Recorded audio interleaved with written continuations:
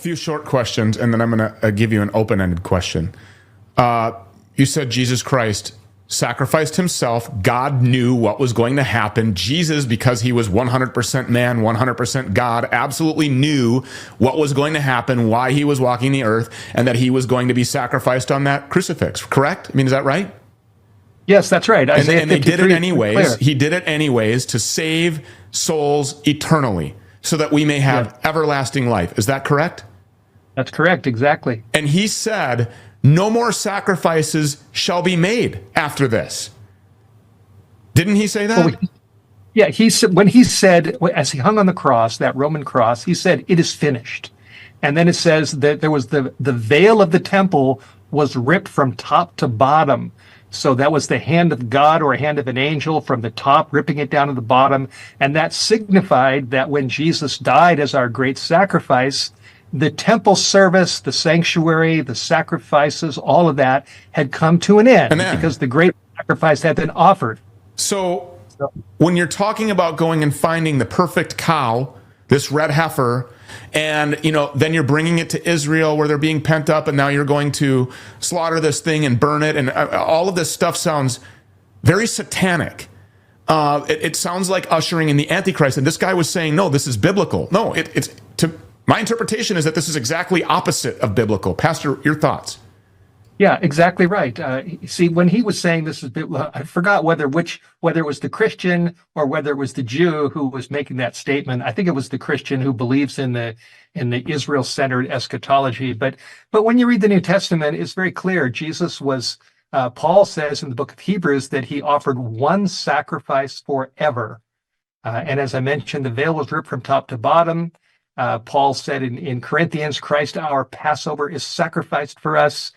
We can look at some other verses in a little while if you want. There's a number of verses that prophecy-minded Christians use to support their theory that the temple's going to be rebuilt during the 7 years of tribulation. The Antichrist is going to come into the temple and say he's God. There's certain verses that they use, but when you really look carefully at those verses, they're being misquoted. They're being misused. It reminds me of the temptation of Jesus in the wilderness. He was tempted 3 times by the devil. And in the first temptation, Jesus responded to Satan's temptation to make stones into bread. Jesus said, it is written, man shall not live by bread alone, but by every word that comes from the mouth of God. And in the second temptation, it's very interesting. Satan then, because Jesus quoted scripture, Satan quotes scripture. He took him to the top of the temple and he said, it is written, throw yourself down. And he quoted the Psalms, but he was misquoting scripture.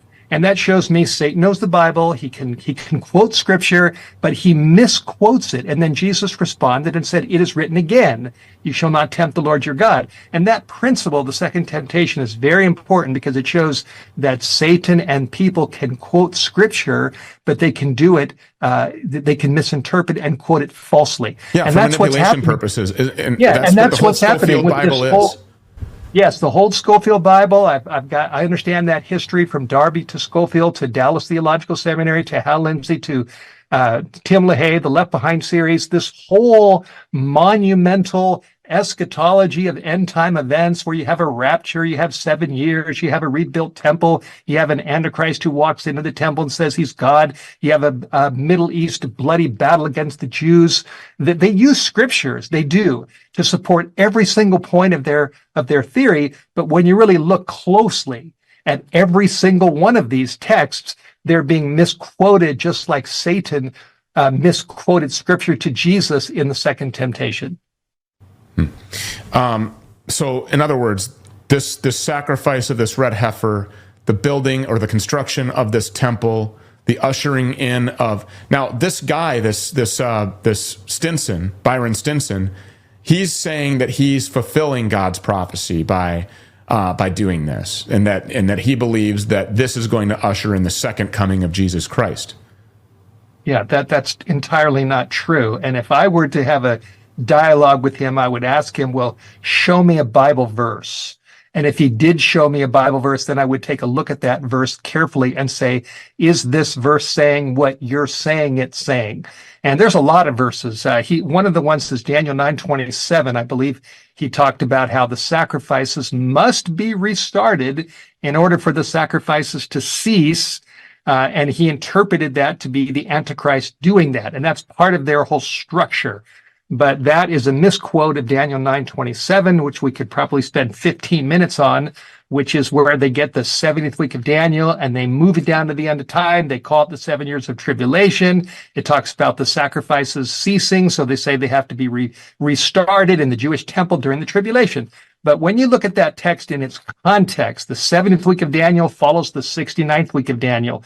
And if you go back in history, Matthew Henry, his famous commentary, Adam Clark, Jefferson, Fawcett, and Brown, all these great Protestant commentaries, they all interpreted the he who would cause the sacrifice to cease as Jesus Christ, not Antichrist. After 3.5 years of public ministry, in the middle of the 7th week of Daniel, Jesus died on the cross, caused the sacrifices to cease, put an end to the temple and all of its ceremonies.